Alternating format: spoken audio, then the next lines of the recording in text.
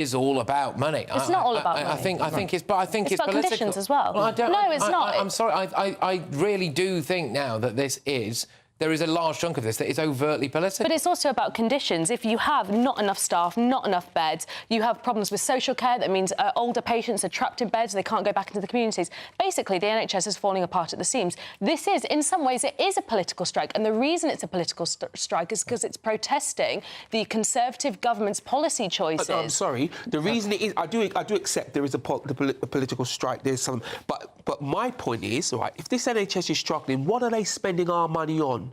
Why do we have diversity officers? And that's coming from a guy who's black. Why are we spending hundreds of thousands of pounds on those sort of things and not spending it on frontline services? At some point, somebody in the NHS has to stop blaming it on politicians and do their job. And you look at the costs that are being spent across, but it's not just DEI, it's about the PR that's used. What about all the adverts that are being placed around hospitals? And this is the point where you start looking at who's managing and running the hospital trusts themselves. I've met several of them, decent, lovely people. But at the end of the day, are they really effectively running those hospitals? No. Then we've got to look at the analysis of the costs of medicine. How are we dealing with the pharmaceutical companies who seem to have a control over many parts of the budget? It isn't just about the government alone. It is simply also about the people running it and managing it. And your point about them leaving is very accurate. They will still leave because they can make much more money in America. Well, and have a better lifestyle a lot of the time. But it's very difficult for us to compete with Bondi Beach. No, but we could address that. It is. The way in which we pay all of our civil servants, there's a movement now, a conversation to say a lot of the value of our civil servants is locked in their pensions. Maybe we could look at paying them more, so more upfront, more in their salaries and less in their pension. So same overall cost, but greater benefit to them earlier. OK, so let's just to round off this chat then, do we think, I'll go down the line on this, do we think there will be more or less strikes in the NHS under Labour?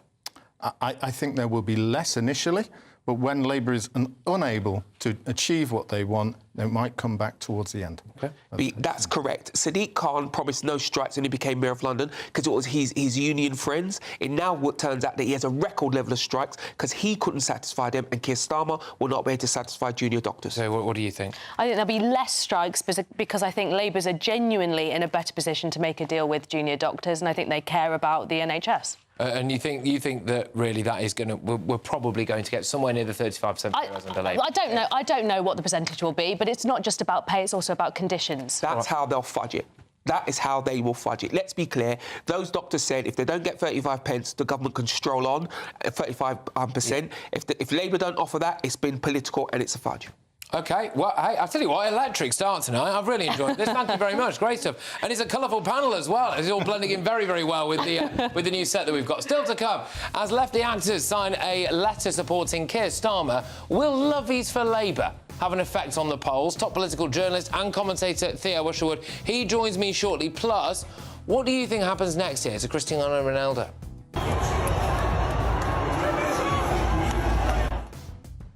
Oh, yes, all right, I think we might have got a sneak peek there. Anyway, but up next, as Sunak and Starmer clash over the welfare state, which leader do you trust more to get Brits off benefits? Former advisor to Michael Gove, Charlie Rowley, goes head-to-head with former editor of Labour List, Peter Edwards. Stay tuned.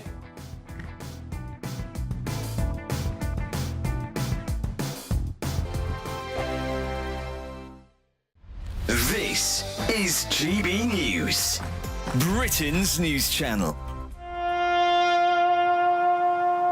In World War I, 309 men from Britain and the Commonwealth never came home because they'd been shot at dawn. The majority were killed for desertion, cowardice and sleeping at post. Appearing at their court-martials and told they'd brought shame on their country, these men had no opportunity to defend themselves and were executed by a firing squad.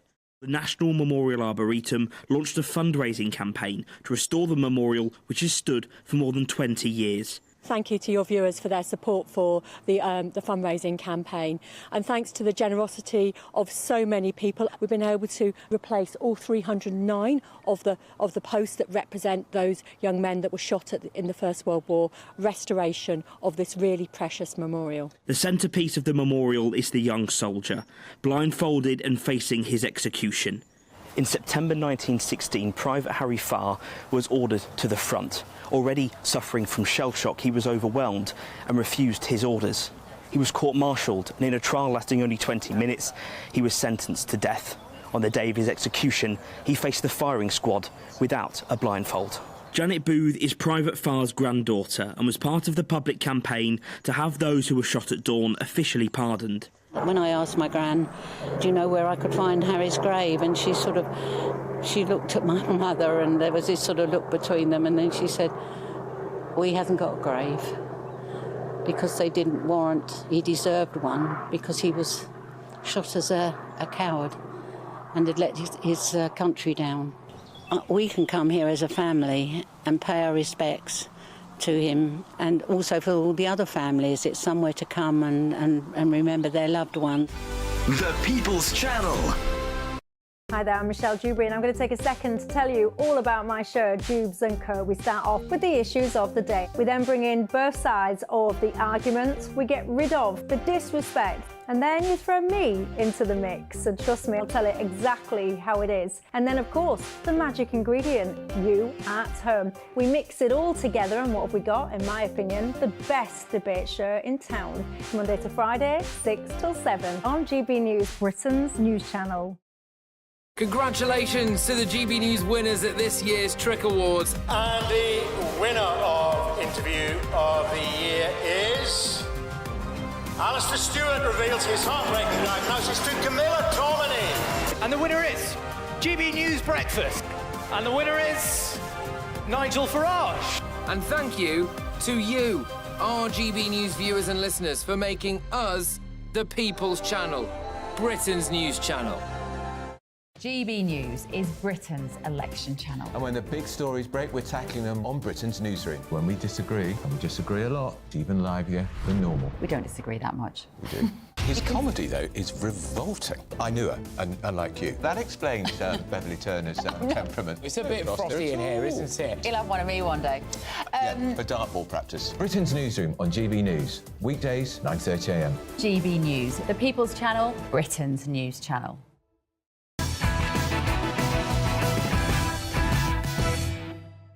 Welcome back to Patrick Christys tonight. Now, coming up, I'll be speaking to Theo Usherwood, the political commentator, about whether the arts lovies who sign a letter supporting Sir Keir Starmer will actually do more harm than good to the Labour leader. But first, which leader do you trust more to get Brits off benefits? It's a big issue, this. It costs us all a heck of a lot of money, and it's time to go head-to-head. Yes, so at last night's leadership debate, Sir Keir Starmer and Prime Minister Rishi Sunak, they clashed over who could get a grip of the country's welfare state. Sunak put forward this solution. You've got to make it clear that people who can work should work. That means looking at all the gateways we have and actually being more rigorous about asking people to provide medical information when they're making these claims, reforming the sick note process, being stricter about saying to people who don't accept a job after 12 months that that's not OK. Those are all the practical things that I've set out. I think that's fair. Now, Keir Starmer can stand here tonight and say what he wants. When I made that speech, and you can all go and read it and see what they said, they opposed every single measure. OK, so he's taking the let's clamp down approach. I think that's fair to say. This is what Sir Keir Starmer had to say. We have to tackle these terrible waiting lists because nearly 8 million people are on the waiting list. And so it's not their fault that they can't get back into work. It's the fault of the government that's put us in this terrible position. So tonight I am asking, who do you trust more to get Brits off benefits? Let me know your thoughts now. Go to gbnews.com/your say. But first, going head-to-head on this is former advisor to Michael Gove, is Charlie Rowley, and the former editor of Labour List, Peter Edwards. Chaps, thank you very much. Great to have you in the show. Charlie, I'll start with you. Rishi Sunak is saying, let's get tough on them. The Tories have had 14 years to get tough. I think there was £11 billion of benefits fraud in the last couple of years.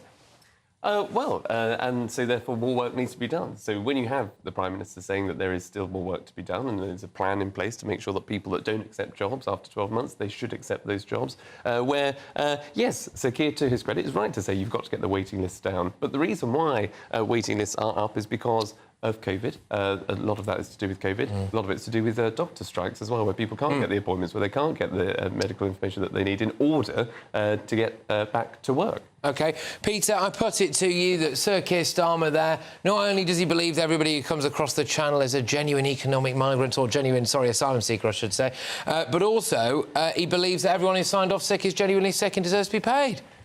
Well, I think you're lumping together quite different things. I mean, you've got to keep reminding viewers that Keir Starmer was a prosecutor and he prosecuted criminal gangs. So I think he's one of the least naive and one of the more worldly wise people to run for the office of Prime Minister. But let's talk about welfare, or what we used to call social security. Labour brought in the welfare state. We need it, but it's got bigger and bigger and bigger. And like in everything in Britain, the question is how we pay for it. There's reams of stats I could give you, often going in the wrong direction, but I'll give you one stat, which is the number of people receiving sickness benefit has gone up by 1 million in about 5 years. And I find it very... Well, are they on the take? Some of those people? No, I wouldn't say that at all. There's clearly fraud in the social security system, just like there's fraud in many aspects of the economy, but we've got to keep that in proportion. So I don't believe that there is a mass of people on take, but we're all taxpayers. Anyone who pays tax wants to see their money used properly. But briefly, Rishi Sunak saying the benefit system is in a mess and he's going to sort it out. But they've been in office for 14 years. OK, all right. I mean, Sir Keir Starmer there saying, all right, look, we've got to get these NHS waiting lists down. Once we get those people fit and healthy again, they will go back out to work. I'm just not sure that chimes with the attitude mentally that we're seeing with a lot of 18 to 25-year-olds especially. Vast numbers of them are on benefits. I mean, they can't all be off sick, surely. No, and that's why you need someone who has got a plan to actually come in and deal with the situation. And what you see when you hear from Sir Keir Starmer time and time again when he says, yes, we've got to get the waiting list down, yes, we've got to get people back to work, but how do you do that?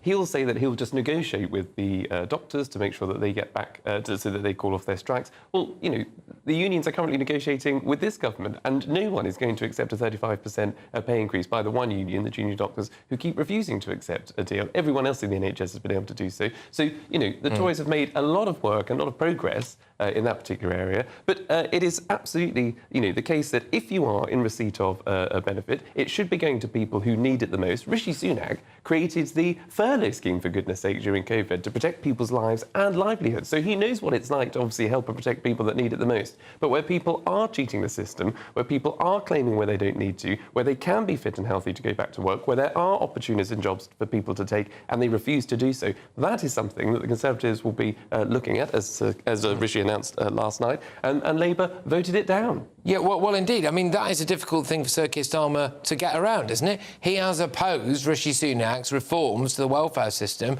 which last night he seemed to be saying, well, actually, yeah, we do need to do some of these things.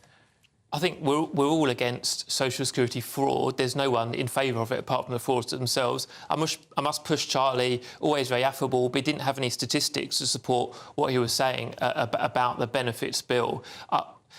I want to talk briefly about the economy because we all know we need to tackle fraud and you have to kind of invest in civil servants and the police to do that. So that involves spending money. But we also need to grow the economy because the benefits bill is rising and rising, particularly for sickness-related benefits. That's forecast to rise to £90 billion a year by the end of the decade.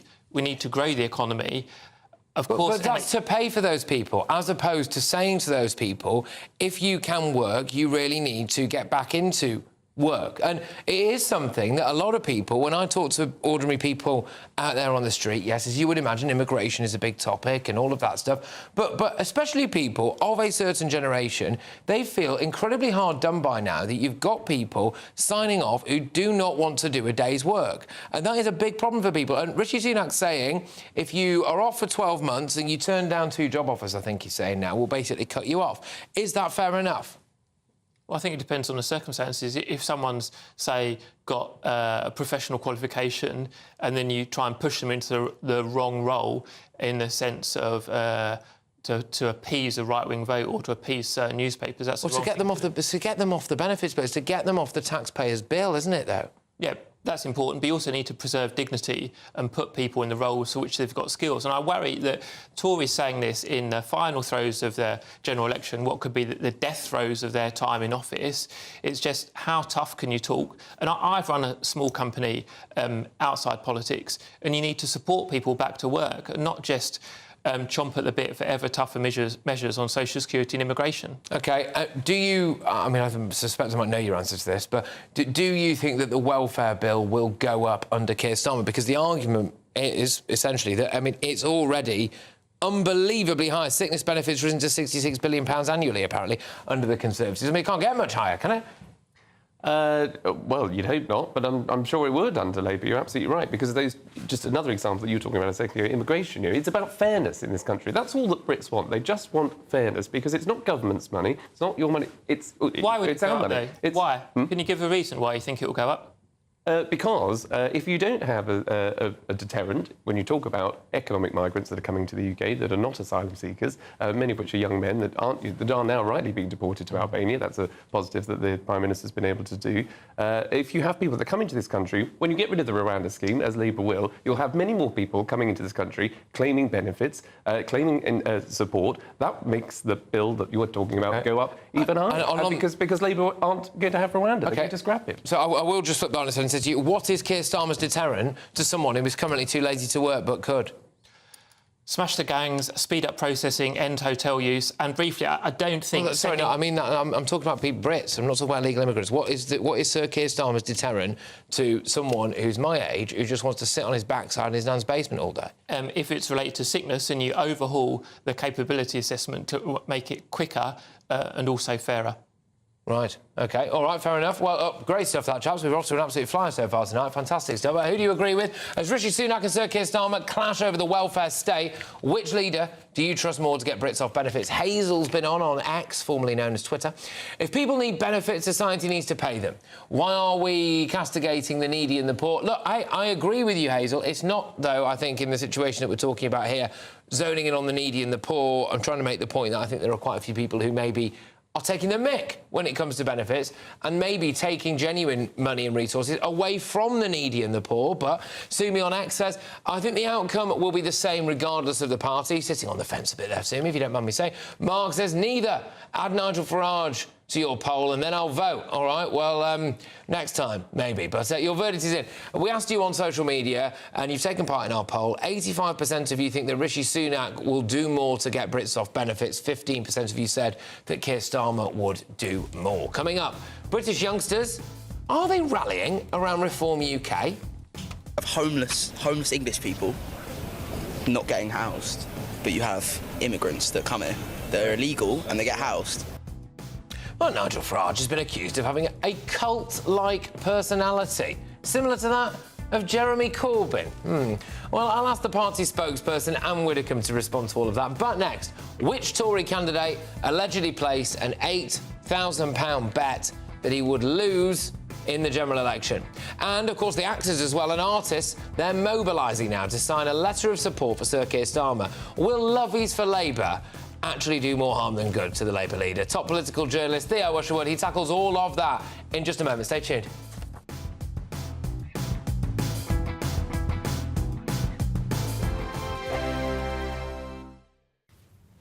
Hi there, time for the latest update from the Met Office for GB News. Cool Atlantic winds return across the UK this weekend. That means blustery showers, especially for northern parts, but some drier and brighter interludes too, especially across southern parts. Low pressure, an unseasonably deep low, is now crossing northern Scotland. Around the south of that low, we've got these strong winds bringing unpleasant conditions really across Scotland, Northern Ireland, Northern England. Spells of rain or showers continuing through the night.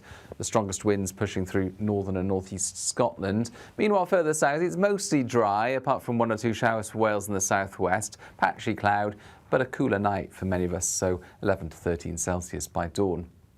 Now we start the day with those winds and the outbreaks of rain continuing across northwest Scotland. The Northwest Highlands seeing prolonged and at times heavy rain, and the rain then sweeping into Orkney and Shetland later. Some shelter from the rain across eastern and southern Scotland, but a few showers here, brightening up across Northern Ireland compared with the last 24 hours. A few sunny spells, but also 1 or 2 showers. A few showers there for Wales, northern England, perhaps the southwest, but the further southeast you are, the drier it will be, the brighter it will be. There'll be quite a lot of cloud, to be honest, across the UK during the day, but some brightness will develop, especially towards the southwest by the afternoon. Further north, any rain tends to break up into showers, but there will be some heavy downpours for the Highlands, Grampians, the northwest of Scotland, and that strong wind continues, making it feel on the cool side. In the south, where we've got some sunshine and lighter winds, 23 Celsius, so not too unpleasant. We start Saturday with a lot of fine weather, best of the sunshine the southeast, as well as parts of southern Scotland and Northern Ireland. This finger of cloud pushes into northern and western England as well as Wales to bring some light rain by the afternoon. But for many this weekend is looking mostly settled, if a lot cooler compared with the weather of recent days. This is GB News, and we are Britain's election channel. This vote may seem to be about the politicians in the media, but it's actually about you. And we won't ever forget that. Join us up and down the country as we follow every moment together. Now more than ever, it's important to hear all sides as you make your decision ahead of polling day. We're here for you. This is GB News, the People's Channel, Britain's election channel. GB News is Britain's election channel. And when the big stories break, we're tackling them on Britain's newsroom. When we disagree, and we disagree a lot, it's even livelier than normal. We don't disagree that much. We do. His comedy, though, is revolting. I knew her, and unlike you. That explains Beverly Turner's temperament. It's a bit frosty in here, isn't it? He'll have one of me one day. Yeah, for dartball practice. Britain's newsroom on GB News. Weekdays, 9:30 a.m. GB News, the People's Channel, Britain's news channel. Are the newspapers getting you down? My wife didn't divorce me that month. Struggling to separate the wheat from the chaff? I know that it's a bit of a circus at the best of times. Well, don't worry. Headliners has got you covered. We'll take the burden of reading the day's news, and if we get depressed, who cares? It's an occupational hazard, frankly. That's Headliners on GB News from 11 p.m. till midnight, and the following morning, 5 till 6 a.m. on GB News, the comedy channel. Nah, just kidding. Britain's news channel.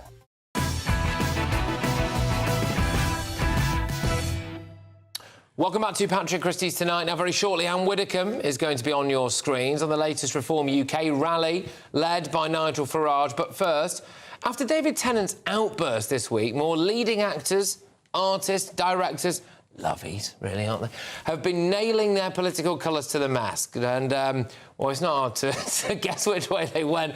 In a letter published in The Times today, the likes of Bill Nighy, Keeley Hawes, Grayson Perry, they've clamoured for a Labour government, saying Starmer will, quote, ensure economic stability so that the creative industries can grow. So it's lovies for Labour all over again, isn't it? But do ordinary Brits actually care what these celebs have to say? Or will it potentially have the opposite effect for Sir Keir Starmer? Joining me now to discuss this and many more issues as well is political journalist and commentator Theo Usherwood. Theo, thank you very much. I wonder if lovies for Labour is actually the kind of support that Keir Starmer wants or needs. Liz, you go through those names, Hugh Bonneville, Nicholas Heitner, Grayson Perry, Bill Nighy. I can't see them cutting through in the red wall and suddenly everybody go, well, Hugh Bonneville's backing Labour, I'm going to go and back Keir Starmer. I can't see it. But perhaps actually it's not really necessary because the red wall, by and large, I think it's going to go back to Labour in this election in a week's time. Where I do think it's interesting is what happens after the election. Keir Starmer, Rachel Reeves have made a great play on the fact that they want to see economic growth.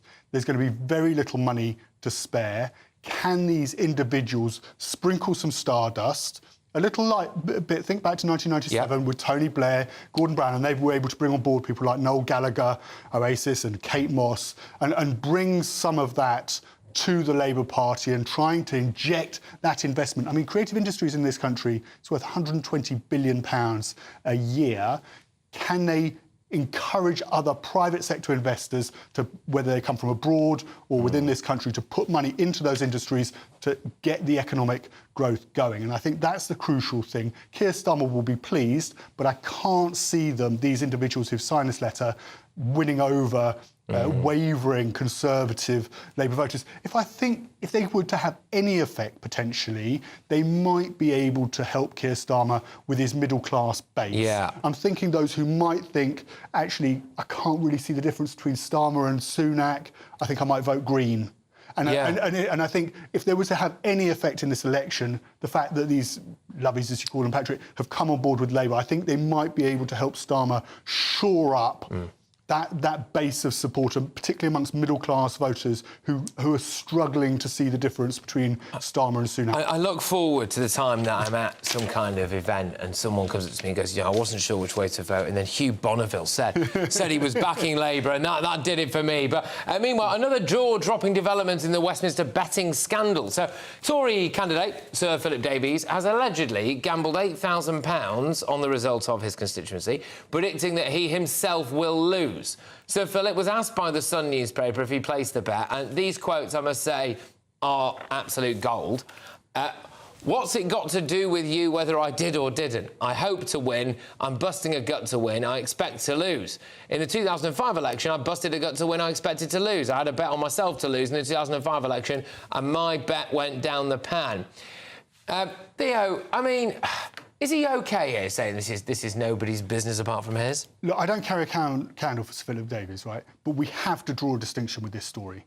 There's a huge difference between placing an £8,000 bet on your seat where you don't actually know whether you're going to win or lose. There's a huge difference between doing that and some of the allegations made against those very close to Rishi Sunak, where they had extremely sensitive, privileged information about the election date, and they're now facing allegations that they used that information to rush off to go online or go down the bookings and start placing bets. There's a huge difference between what Philip Davies has done and what the allegations are against some of them. And I think perhaps if you're looking at this, where this story is going, I think about, the difficulty Rishi Sunak had answering questions today. He refused to answer, insisting there was an investigation going on about whether he told Craig Williams the date of the election, saying that he couldn't do that because there's an investigation. Just to be accurate on this, there's no such thing. There's nothing preventing Rishi Sunak from saying it because no arrests have been made, so no criminal proceedings are in place. Well, that's it. I don't actually think there is a crime, is there? No, there's no proceedings are not active at the moment. It is perfectly within Rishi Sunak's gift to say to provide those details about whether he told Craig Williams or anybody else within his close circle the date of the election beforehand. And then you've also got Liam Boothsmith, his chief of staff, who's been interviewed, and I say this is crucial, he's interviewed as a witness by the Gambling Commission. There's no allegations against Mr Boothsmith whatsoever, so that's really important to say. But clearly where they're going with this, the Gambling Commission, is about who knew what when and who told what to who and exactly when they told that information about the election. But I do think there needs to be, because Westminster has this habit of sort of becoming quite hysterical about stories and stories blowing themselves out because we seem sometimes unable to draw very clear distinctions about what we don't like, what's unpleasant, what's perhaps morally wrong, and I agree with you. Or potentially a matter for the police and the Gambling Commission. That's been a big question for me over the last few days. It's rumbled on, which is people say this has had massive cut-through. Well, has it had massive cut-through because people have been starting to lead with it on the news agenda the whole time, and it is great ammunition for Rishi Sunak's opponents? Or do real people, ordinary people, actually care that much? I suppose time will tell, won't it? But we've just about got time to whiz on to another story here, because last night was their final showdown, wasn't it? Rishi Sunak, Sir Keir Starmer, they clashed over migration policies and whether Labour can actually arrange returns deals with other countries. I think this was probably the more iconic clip of it. Well, do you know where these people come from? No, he's not answering the question. Do you know where they come from? Iran, you can see. Syria, Afghanistan. So when Keir Starmer says he's going to return people, is he going to sit down? Are you going to sit down with the Iranian Ayatollahs? Are you going to try and do a deal with the Taliban? It's completely nonsensical what you are saying, right? Well, just to put the other side of it up, Sir Keir Starmer went away, had to think about it, and he said this today. I'm not going to take lectures from Rishi Sunak about our borders. Record numbers of people are coming here in small boats. He's lost control of our borders, literally lost control, not only of the numbers that are coming, but also who's coming. And so this is not just a border issue, it's a national security issue. The deterrent is smashing the gangs that are running this vile trade so that nobody gets into a boat to cross the channel. OK, did Rishi Sunak do him a bit there, do you think? So I think what Rishi Sunak exposed, and this was actually done in an interview subsequent to a separate debate earlier on in the week, is that there is a fundamental problem with the current situation we find ourselves in and Keir Starmer's plan to deal with it. And that is, if somebody comes to this country and they come from a country like Afghanistan or Syria or Iran, if you are going to try and send them back, they may well very legitimately claim that they could be persecuted, tortured, even put to death. If you're sending somebody back to Afghanistan who's travelled all this to this country, they could very well come to very serious harm, even be put to death, as I said. And I think what Keir Starmer has found himself in this is he hasn't got an alternative plan to Rwanda. That's clear. He doesn't want to do Rwanda. But actually, his own plan, when you compare it against the Rwanda plan, does not come across as particularly humane. Because actually, if you're going to send somebody to Rwanda, and there is a big question mark over this, whether Rwanda is a safe country, you are not necessarily going to send somebody to come where they could come to serious harm. Yeah. And whereas if you are going to send somebody to their country of origin, they could very well be coming out of a civil war. They could be coming out of, they could have been persecuted by the particular government of the time. And Jonathan Ashworth had real problems, Shadow Paymaster General, had real problems answering this question. And Keir Starmer, and this is what Sunak exposed in the debate, Sunak's got real problems answering this particular question. Yeah, no, it is interesting. And I must say, I thought that was one of the best formats last night, because those two blokes know what to ask each other in order to expose it in a way that, you know, maybe journalists don't always know, because they know the inner workings of it. Look, Theo, thank you very much. Always an absolute pleasure. Well done tonight. It's great stuff that Theo was with that.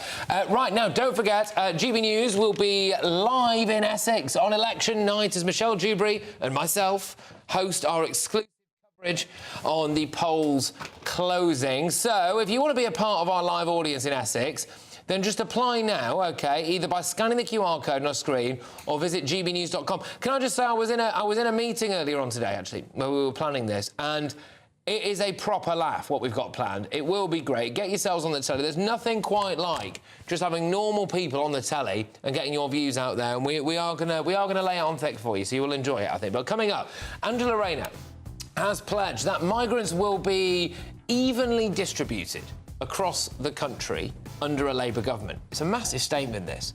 Should every part of the UK, quotes, take its fair share? Does your part already take more than its fair share? My panel will debate that at 10. But next, Nigel Farage is accused of having a cult-like personality similar to Jeremy Corbyn. What do you think? Plus, the Reform UK candidate seemingly comes into bat for Vladimir Putin.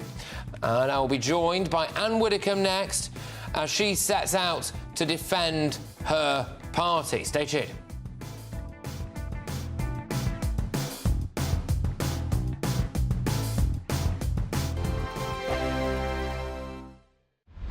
Britain's newsroom. Weekday mornings from 9:30. I've got a grade 3 astrocytoma brain tumour. Once I was diagnosed, I tried to do my claim with my insurance company and was rejected. They then also cancelled my life insurance and also cancelled my wife's policies as well. And this is Zurich Insurance, John. This is Zurich, and their point was, because you'd had some dizzy spells, which you hadn't told them about, they say dizzy spells equates to a brain tumour, which there's no evidence to support that. I was with King's College Hospital. They ignored them. King's College Hospital were the experts. And you were expecting £25,000? Yeah, that was a critical illness claim. Critical illness, because you've got a critical illness. Clearly, it couldn't be more critical, could it? No. Michelle, you've got a lovely poorly husband, and you're also worrying about paying the bills and what the future holds. Yeah. What impact is this having on you on a day-to-day basis? I try not to think too much about the future because it does upset me. I'm kind of thinking, when John does go, I'm left with a mortgage to pay and 2 young children. How old are your kids? 5 and 3. Right. Yeah. So it's incredibly tough. And are you working? I haven't worked since having the children. Right. And that's a decision we made when we had children. In the grand scheme of things, this amount of money is a drop in the ocean for a company like Zurich. Yeah, because I think they could they could make all this go away. I've read some of the statement. Zero extent. We're sorry to hear of the very difficult circumstances Mr. Renlin's family are experiencing. You're terminally ill, and they're calling that difficult circumstances. The People's Channel. On election night, we are throwing a party. The GB News Election Night Watch Party will be live from Essex and you are all invited. On air from 10 o'clock, we'll have familiar faces from across the channel, entertainment and lots more stuff as we keep our eye on all the results as they come flying in. If you want to join our live Election Night Watch Party audience, scan the QR code on screen or go to gbnews.com/election party. Congratulations to the GB News winners at this year's Trick Awards. And the winner of Interview of the Year is... Alistair Stewart reveals his heartbreaking diagnosis to Camilla Tormini. And the winner is GB News Breakfast. And the winner is Nigel Farage. And thank you to you, our GB News viewers and listeners, for making us the People's Channel, Britain's news channel.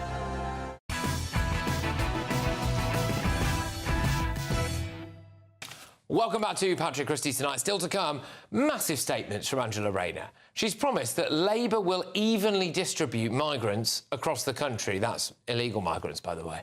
So should every part of the UK really take their, quotes, fair share? We'll be talking about that at 10. But first, I welcome Reform UK's Immigration and Justice spokesperson. It's Anne Widdecombe. Now, Nigel Farage held a rally in Sunderland earlier today, attended by more than 1,000 people, where he slammed the state of the British political landscape. The Conservatives deserve to lose this election, but Labour don't deserve to win. I know there is a silent majority of people out there that in their hearts feel the same way as we do. This is but the first step of a very big and a very important journey.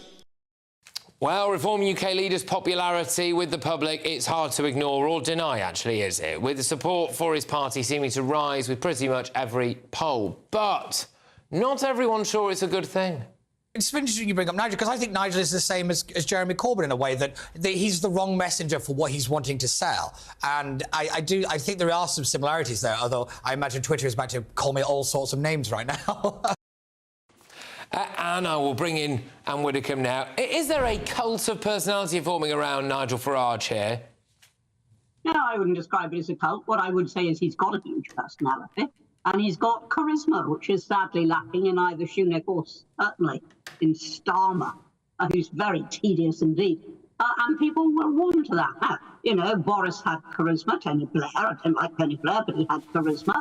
You know, throughout history, we've had leaders with charisma. There's nothing wrong with that. And if the public want to cheer on Nigel Farage, well, for years we've all been bleating that people no longer come out to public meetings. Well, they do now, don't they?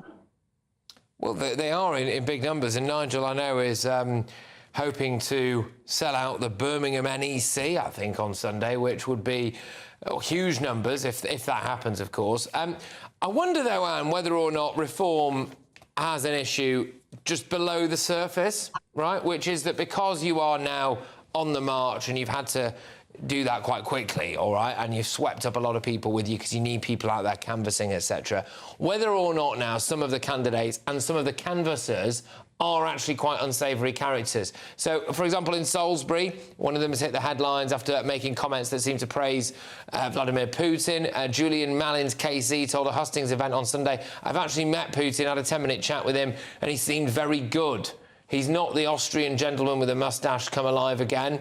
The comments were particularly controversial, as apparently standing in the constituency of Salisbury, yes, of course, where the Novichok poisonings happened. Is this a problem? Well, let's distinguish, first of all, between candidates and supporters.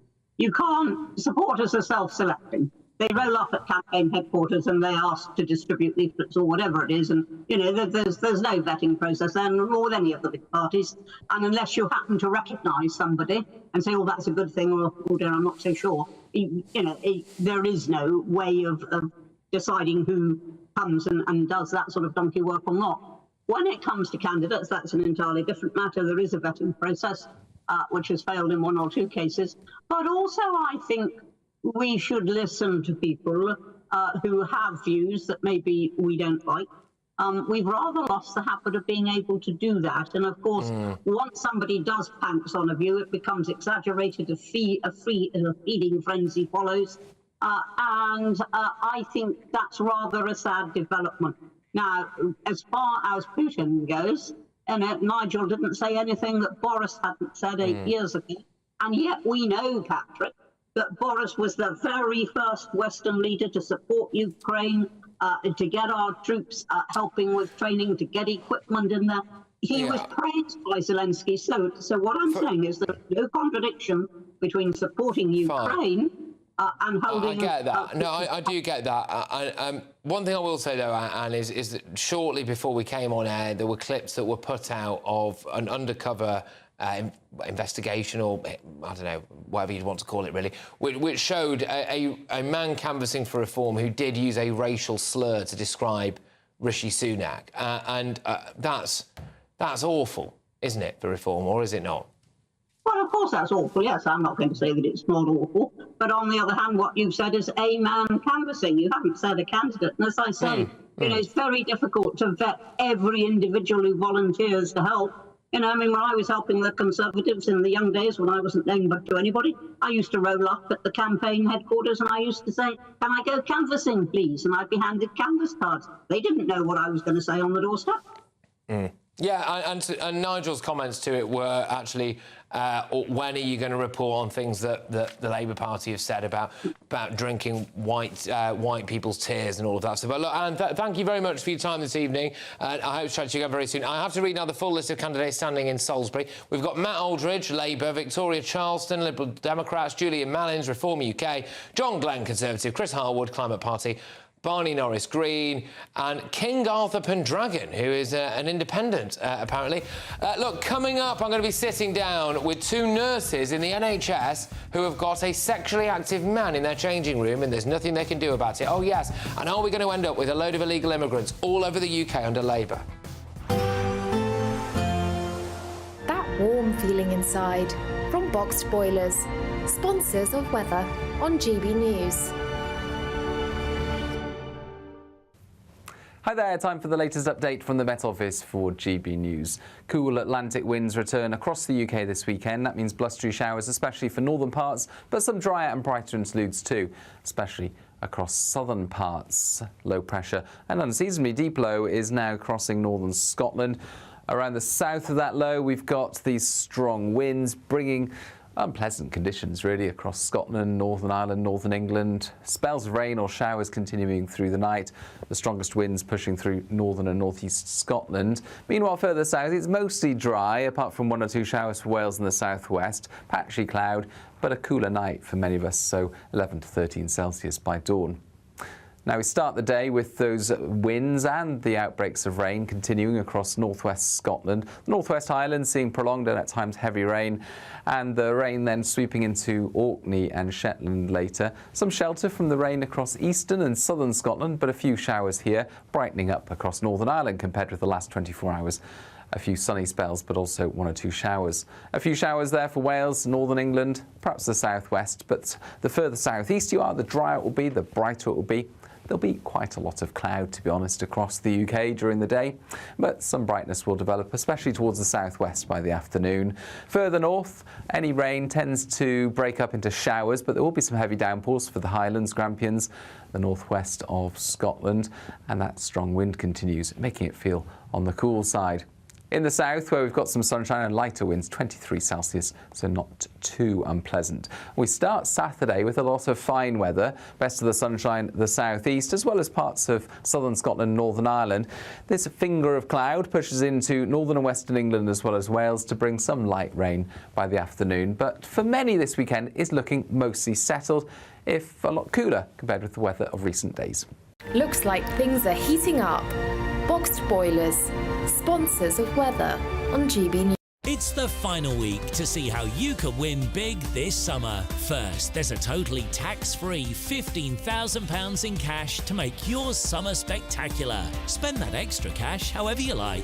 You'll also win a brand new iPhone, Apple AirPods, and if that wasn't enough, a £500 voucher to spend at your favourite UK attraction. You have to hurry, as lines close at 5 p.m. on Friday. For another chance to win the iPhone, treats, and £15,000 cash, text prize to 63232. Text costs £2 plus one standard network rate message. You can also enter online at gbnews.com/win. Entries cost £2 or post your name and number to GB06 PO Box 8690 Derby DE1 9TT. UK only. Entrance must be 18 or over. Lines close at 5 p.m. on Friday. Please check the closing time if listening or watching on demand.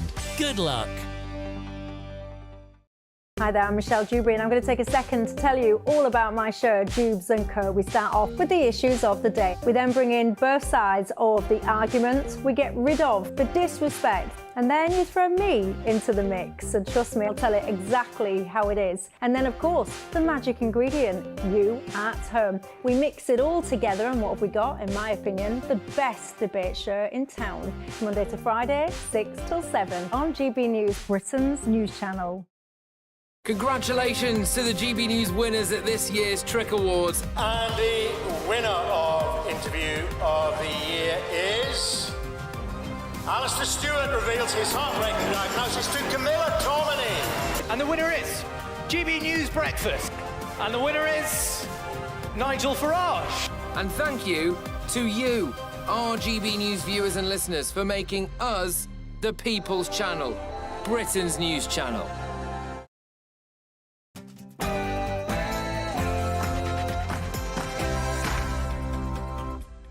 It's 10 p.m. I'm Patrick Christys. Tonight, what will you do with the illegal migrants that arrive to the UK? What will you do with them? You've had 3 weeks to think of an answer. What is it? has Labour capitulated on illegal immigration with a week to go? People come to this country, have given a net income increase to our country and have a value. Now, Angela Rayner wants every borough to take their, quotes, fair share of asylum seekers. What does that mean? Plus, our trust believes all staff should feel welcome and respected at work. We want all staff to be able to be themselves. I'm very pleased to say I'm going to be joined live by NHS nurses who were forced to share a changing room with a sexually active man. And of homeless English people not getting housed, but you have immigrants that come here. They're illegal and they get housed. Are the youth shifting to the right? And what's wrong with this sausage? I have tomorrow's front pages with ex-UKIP MEP and migration expert Stephen Wolfe. I've got Tory peer Lord Bailey and political journalist Zoe Grunwald. Oh yes, and I want you to tell me, please, what happens next to Cristiano Ronaldo.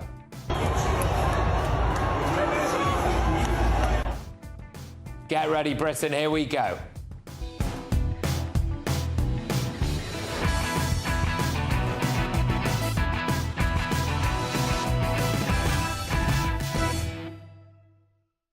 Are we right on the brink now of an illegal migrant free-for-all? Next.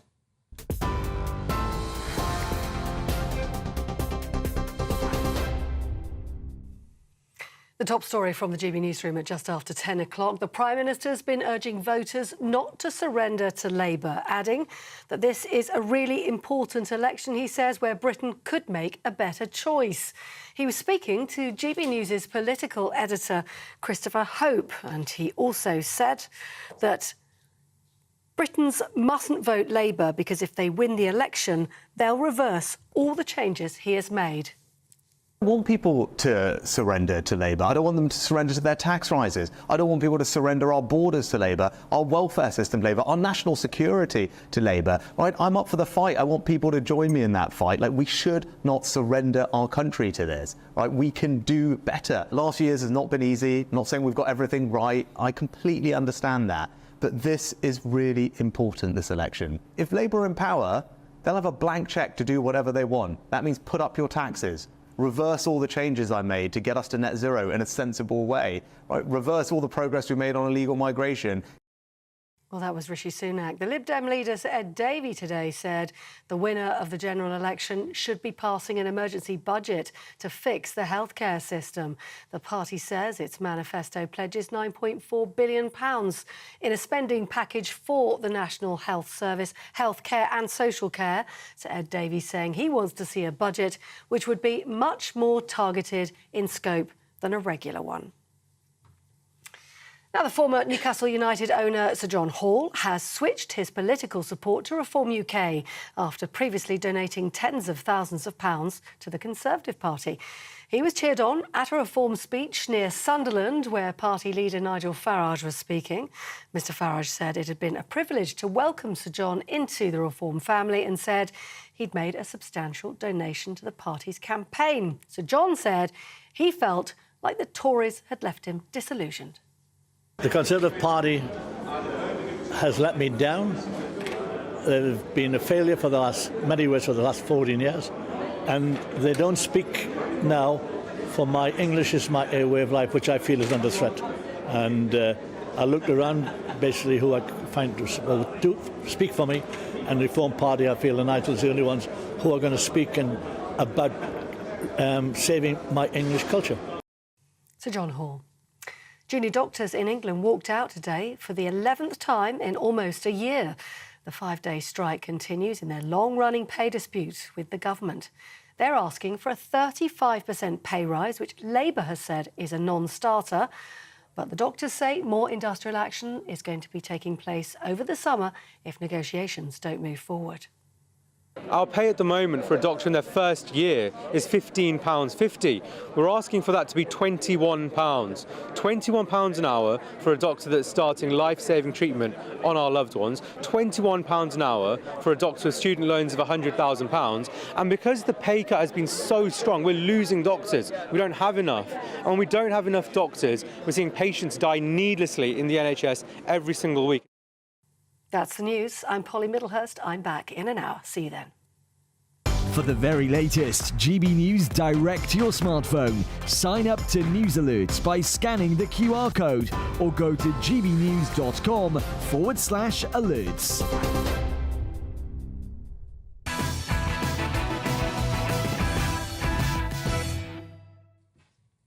Welcome along. Has Labour just capitulated on illegal immigration with a week to go? The country saw this exchange last night. Do you know where these people come from? No, he's not answering the question. Do you know where you they can come see from? that. Iran, you can see. Syria, Afghanistan. So when Keir Starmer says he's going to return people, is he going to sit down? Are you going to sit down with the Iranian ayatollahs? Are you going to try and do a deal with the Taliban?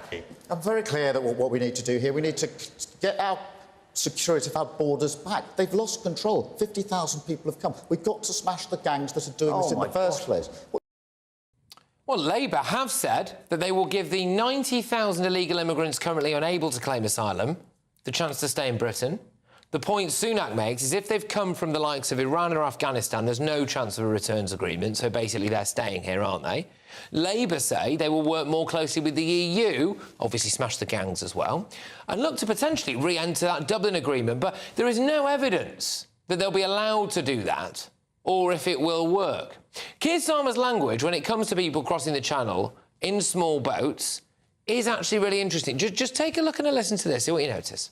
Now, I think that nobody should be making that journey across the Channel. I think that nobody should be coming across. OK, you could take that one of two ways, couldn't you? Either he thinks that these poor people shouldn't be making a dangerous journey across the Channel, or they shouldn't be breaking into Britain. Which one do you think he means? And now Deputy Labour leader Angela Rayner has said every borough in the UK will be required to take their, quotes, fair share of asylum seekers. She says every borough has an obligation to take on their fair share of asylum seekers, but not everyone in hotels that are currently in hotels will be given a right to remain in the UK. Well, currently, there are 4 times as many asylum seekers staying in hotels in Labour-controlled councils as there are in Tory areas, and 6 times as many as those in Lib Dem areas. She also said that successful asylum seekers will be eligible to live in the 1.5 million new social homes that Labour is planning to build. And Labour has pledged to clear the 35,000 migrants currently living in hotels. So the Conservatives say when you add it all together, it would mean about 1,300 new asylum seekers housed in your local authority, in every local authority. And that's if numbers stay the same, isn't it? Not get worse, as many are predicting. Now, I wonder, do you think your area is already taking its fair share of illegal immigrants and asylum seekers? Let's get the thoughts of my panel this evening. I've got former MEP and the Director of the Centre of Migration and Economic Prosperity. It's Stephen Wolfe. I've got Tory peer Lord Bailey, and I have also got political journalist and broadcaster Zoe Greenwald. Stephen, I'll start with you. So, the Labour Party there, then, are they going to plonk around 1,300 asylum seekers into every single local authority? No, it's probably about those figures. Yeah, when you look at how many have failed asylum seekers in the last 15 years, that's 500,000 that we haven't sent back. When you look at the quotes from Rishi Sunak, most of them is correct. It's Iran, Iraq, Afghanistan, Somalia. Those are the top countries, and we can't send them back to those countries because they fail. So there's going to be large numbers. Plus, we're expecting roughly between 80 to 100,000, not just those coming across on the boats, but those who arrive here and their visas are cancelled or they claim because they've come on the backs of lorries, which still happens. So those numbers are going to increase, and it's farcical. It really is farcical to suggest that the building of 1.5 million houses across the next 5 years will alleviate that. In the last 5 years, the government has built, or rather companies have built, 800,000. Labour expects to build twice as many just in social housing. It's ridiculous. Sean, are we witnessing now a Labour capitulation on illegal immigration, do you think? I wouldn't use the word capitulation. I think it's where they really are. They swap the word asylum seeker and economic migrant. They get swapped. I think this idea that the people who are technically eligible to be deported right now will be given a second chance shows you, to many people, that will sound like there's an immediate rise in the numbers coming. I said in the very beginning, Keir Starmer's border force will be irrelevant because unless you have a relationship with the country in which those people came from, you don't know where to send them back to, and you certainly won't have the wherewithal to do that. You need a partnership to do that. To be clear, Angela Rayner is correct. It's a national problem that should have a national response. But what it may mean for the Labour Party is national pain, because there's many parts of the country that are not confronted by the challenges of immigration, who would be if she had her plan and spread them all out. There's a lot of places in Scotland. I mean, Scotland takes comparatively very, very few, actually. They've got one of the lowest numbers of migrant hotels, if not the lowest of anywhere in the UK. Look, Zoe, I mean, you know, we had Keir Starmer using language like nobody but nobody should come across the channel. As I said earlier, I think that could be taken one of two ways. You've also got the fact that 90,000 people who are currently definitely not going to be able to claim asylum here could claim asylum under a Labour government, and this distribution of people are out now across the country. I just wonder if Labour are letting the cat out of the bag a little bit here. Well, I think anybody who has come over to this country claiming asylum deserves to have their claim processed and properly assessed. I don't think anybody thinks they should be sat in hotels waiting for years to have their claim processed. It's not good for Britain. That's not good for asylum seekers. Labour's making the point that actually it's going to fast-track asylum cases to clear that backlog, and it won't necessarily be that entire number of asylum seekers. In fact, I'm sure they're hoping it would be much lower. I agree, there is an issue here with the returns deal. I'm not quite sure how that has been clarified. The problem is, and what I think the reality is that Labour wants to do a deal with the EU, so it has some sort of returns agreement and sometimes sharing quota with the EU. Could that work? Could they get a deal with the EU? Let's look at the impact of the Dublin Agreement between Britain in 2016 and 17. That's what Labour's going to say. It's our big shibboleth. This is going to help us greatly. When we made into the EU Dublin Agreement, we only sent back 617 people to EU. It's about the same number we're possibly going to send to Rwanda, actually. Yes, that's right. But we took 1,047 in the same year. We made an application for 4,000 to send. The EU said no. And that's what will happen again. Yeah. Part of this Dublin Agreement is that the EU used it to be able to push more people to Britain. And that will continue. Labour is, again, whistling in the wind on this if they think the EU is going to backtrack. And let's be clear, the EU is in a bigger problem with its own immigration than it was at that time. So there's just more people to move about. The thing I've always said, the response to this will have to be international. Yes. But our own national response is to send the message that we will deport people. Labour, I think, will have a real internal problem with deportations on 2 levels. One, they simply will never hit any target they set because they don't know where to send these people from. People often destroy their paperwork. But 2, a lot of Labour activists and MPs will not want to be seen as a party sending people home. Look, so can I just say this, that migrant hotels are one thing. They're costly, I think it's pretty obvious where I stand on migrant hotels. But if I take, for example, the area just near to where I grew up, there was a 4-star hotel at the end of my Grandma's Road, and there was another one a few rows down. Both of those are now migrant hotels. There is something at least temporary about a migrant hotel. I wonder, under Angela Rayner and Keir Starmer, whether actually Labour's plan is to just build social housing in those areas and then move these people in full-time. Well, actually, I don't know why we're focusing so much on social housing. I mean, the 1.5 million new homes is social housing and homes that will be private rented and bought as well. It's not just social housing. And actually, I think it's like 80% of migrants who have lived here for 5 years are in private accommodation. They're not in social housing. So actually, social housing is you know, there are plenty of rules in place already in our legislation that make it much more difficult for immigrants to get social housing. Well, there is, though. No, she just said... Let me 2 things. I'll tell you why we're concentrating on social housing, because the need for social housing is But do you know why that is? It's acute. Because the Tory government has sold off so many social housing. It's absolutely acute. And when you bring those people in... And they've not built any more. Hold on. When you bring those people in, they will be eligible for social housing. Angela Rayner has said so. No. So that's why people are focusing on social housing, because the need is acute. We are, but also you've got to look at the costs. I estimated that we're spending around 8 to 10 billion a year at the moment on migration into this country, which includes illegal asylum and the costs around it. When you look at the the Labour Party's policies, which means shifting it to different parts of the country, I estimate another 4 billion. And you give an example on that. If you're in Stockport, an average 1-bedroom house is £700, but in Winchester it's £1,300. If you're going to say you've got to have 1,000 in Winchester and 1,000 in Stockport, the cost of the government is going to... The bill is going to go up. And the impact on people in those areas, you'll find that they will not be able to get social Can I just say, sorry, housing just or ordinary very, housing. very finally, I know we are pressed for time, but Zoe, isn't it okay to be said now for people who've weighed up what the Tories have said and what Labour have said, and if they vote Labour and they get Labour in their area, then they should take more migrants than the Tory seats? I think we need to reassess our attitude towards asylum seekers. There are plenty of people in this world who genuinely need to claim asylum, and we are a very tolerant country, and we have always been. We've always taken our fair share of asylum seekers. I agree with Sean in that this is a global problem. It's only going to get worse. We're going to see more civil unrest across the globe, more climate change, more economic unrest. People are going to move. We cannot solve this problem on our own as an island, and that seems to be the approach of Reform and the Tories, thinking we can do this on our own. It's not tolerant when we're pulling down our statutes. It's not tolerant when we're chasing Jews around the country and claiming and shouting at them and abusing them. It's not tolerant when we're destroying our culture. That is not the vast majority. No, it's not the vast majority. But even if we got a small...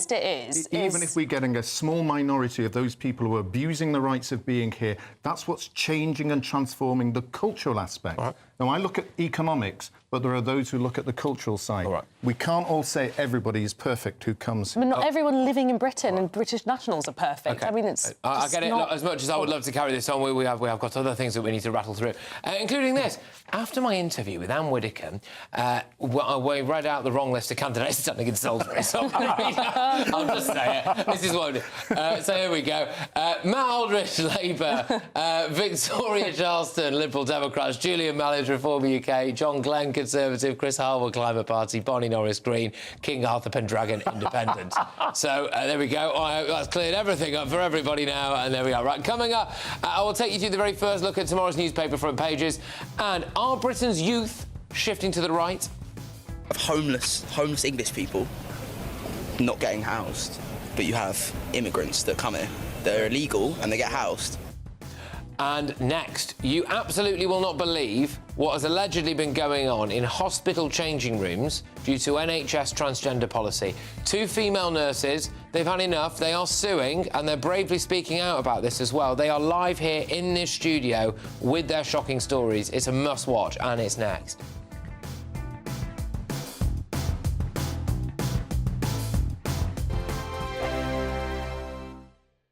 If you want your news to be straight talking... This is a nightmare for the Conservatives again. Down to earth. It's not just Nottingham where this is happening, is it? And most importantly, honest. Hard-working, middle-class taxpayers, they'll get their book thrown at them. Then catch me, Martin Daubney, Monday to Friday, 3 till 6 p.m. on GB News, Britain's news channel.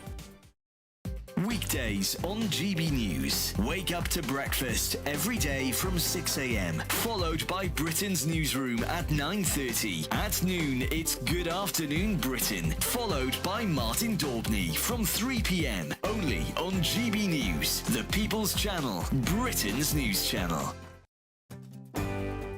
I'm Michael Portillo. This is GB News, the People's Channel, Britain's news channel. Every Saturday, 10 till 12, we'll bring you all of the news that you need to know. We'll also remind you that there is so much to smile about. It's my favourite time of the week. I get to relax, enjoy some light-hearted stories, and let Ellie teach me about fashion too. That's Saturday Morning Live, every Saturday, 10 till 12. Only on GB News, Britain's news channel. This is GB News, Britain's news channel. The University of Cambridge has told students to stop flirting with staff under a new policy banning sexual relationships with professors. The new rules, which come into force next month, beginning of July, include a warning against behaviour that could be interpreted as flirtatious. University staff have been told they must report any behaviour that could constitute a student making advances towards a personal, particularly intimate relationship with them. If you're a tutor, how do you interpret what is flirting and what is just sort of like having a bit of banter? In fact, you've got to Very nice trousers, by the way. Thank you.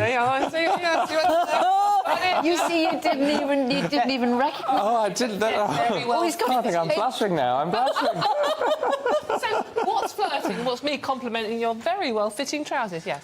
Well, there is a line, because obviously when you're 18 and you go to university, it might be the first time you're away from home. It might be the first time that you're open to maybe a bit of a nightlife, social activity, drinking and all the rest of it. On the flip side, I know a couple who, the pupil ended up dating their professor, and they've been together for about sort of 15 years now. So I used to go after lectures with my professor and the whole seminar. We used to go to the pub afterwards, and I became very good friends with, she was a mature student. She was on the very, very far left of political.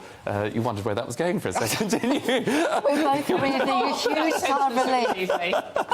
Very quick for you, Joe. We're running out of very nice trousers as well. We're running Thank out you, of not time. as snug as Charlie. I think you've got to have some rules in place that there's no abuse of power. Policing it's difficult. We ought to be in a position where you can say, get off, back off, or, banter's fine. Actually, I hate that word. I hate it almost as much as woke. Go on, email in. Thank you very much. I'm flirting with both. The People's Channel. Join me, Neil Oliver, every Sunday night at 6 p.m. on GB News. And if an hour is not nearly enough for you, go to gbnews.com for special extended episodes online every Friday at 9 p.m, where we can truly get into the nitty-gritty of what's going on. GB News, Britain's news channel.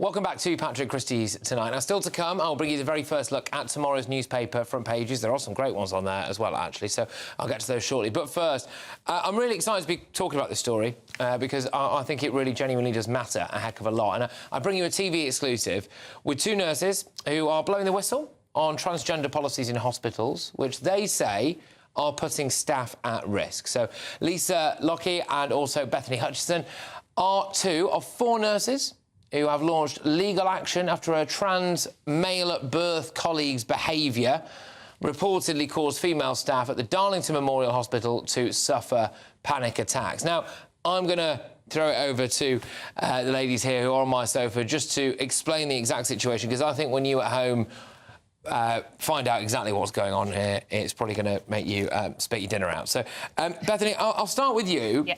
So just explain to us what the situation is here. You have got someone who's a biological male, still a biological male, who's allowed to change in your change room at a hospital, yeah? Yeah, correct, yeah. Right. Yeah, so we first became aware of him sort of...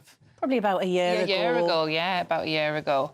And a few nurses, they basically contacted me and said, this is what's happening, I feel really uncomfortable. And I suppose they approached me because I've been working there quite a long time now and they felt comfortable to do so and thought maybe something might get done.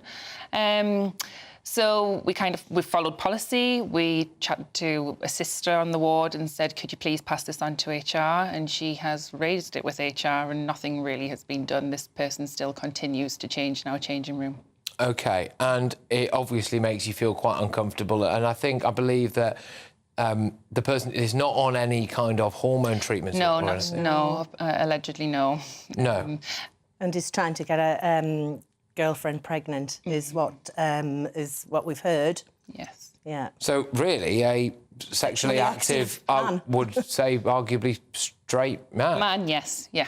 By the traditional definition, I suppose. Yeah. How does that make you feel, then? Incredibly uncomfortable. It's really uncomfortable. A lot of the girls are feeling really panicky about it, don't want to go in the changing room. They've been in tears before the shift, and we're meant to support patients through, something that's quite stressful. Yeah, they're coming in for surgery is stressful, and we're meant to support them, and we're struggling because we're distressed before work. I've heard that some of your colleagues have had panic attacks, is that right? Yeah. Mm-hmm. Mm-hmm. Yeah. There's been incidents where, it's happened with you as well, Beth, where there's only the individual and one female behind the locked door of the changing room. And, girls have reported feeling really panicked by that, thinking they feel so uncomfortable What's with his behaviour like in the changing room? Inappropriate, I would say. Inappropriate. He definitely lingers longer than needs. I go in there and I can't wait to get out and get home at the end of my shift. Mm-hmm. There seems to be a lot of walking around, chatting. Now, whether this is chatting with friends, colleagues of his, I don't know, but there definitely seems to be some hanging around. Mm-hmm. And when you've gone to HR, I mean, look, I'll be honest with you, I would expect if I walked into a woman's changing room and hung around in there, I would expect there to be some consequences to that. But it appears that that's not the case in the NHS at the moment. Why do you think this is? Are you being told that you've got to be tolerant or that it'll be educated more, maybe, in diversity or whatever it is? It's the Equality Act and, that we have to be more... what was the word they used? Inclusive. More inclusive, that we need to be educated, that, it's kind of like... We felt really like we'd been reprimanded, like we were naughty school children that weren't towing the line and that we were bad people. So it's made you feel like bad people? Oh, absolutely. Yeah, completely. And we also feel like there's no chance of us progressing in the NHS at all. We'll have a black mark by our name. We won't be allowed to progress in our jobs. Because you'd be seen as intolerant or in some way bigoted because you're not accepting this. Are you worried about the direction of travel here? I mean, presumably this didn't really exist as a problem, I don't know, maybe 10 years ago. Yeah. You're worried, are you, that this could become more of a problem now? Well, yeah. Absolutely. I mean, we were told that there is another member of staff on one of the other floors in the hospital who has said that he wants to start transitioning. So we've kind of, we know it's a problem, that it's something needs to be sorted out for transgender people to go in. We don't want to force this person to go in the men's. We don't want them to feel uncomfortable. We don't want to attack this person. It's just we want our female-only space back. Yes. We want to feel comfortable, and we do not feel comfortable. No, and we want a change in policy. Yeah. The policy is... It's just outrageous. open to anybody. Yes, it's... So what? Go on, explain that then. So what is the current policy? So the policy states that anybody can self-identify And so a male can say that they're a female, and that's all they need to do. They just need to contact a member of senior. And it's at any stage in the transition, isn't it? It's like it doesn't have to be, right, you've got to have been on female hormones for however long, or it's literally, you know, if they want to be in there as soon as they've started the transition, that's fine. That's what, me now? Yes, basically. absolutely. Yeah, So so you I said tomorrow, I want to change my name, and you could go in. So conceivably, if I got a job in the NHS tomorrow and said, right, I'm a woman now, I could wander into your changing room. That's it, exactly. Yes. Right. Yes. This world. Additionally, if we have any issues with that, we have to go and find somewhere else to change. I mean, it is bonkers. I'm going to read you a couple of bits and bobs now. So this is, I think this is Wes Streeting, is it, the Shadow Health Secretary? I support the nurses, all right, he says, and I'm horrified that they've had to resort to legal action. We've got to find a better way through this. I'd be happy to meet them. There you go. So you might have been aware of this already. We've got to find a way through that treats trans people with respect and respects women's safe spaces. So that is what he's had to say. Miriam Cates of the Tory party has said this: we don't need a better way through. We just need to uphold the rules and boundaries based on the realities of biology and human nature that all societies throughout all history have upheld. Men are not allowed in women's intimate spaces. That is where it begins and ends. What do you both make of those two political figures, their comments there? And is there one that's ringing more true to you or not particularly? I think... I don't think either of us have any confidence in Wes Streeting. No.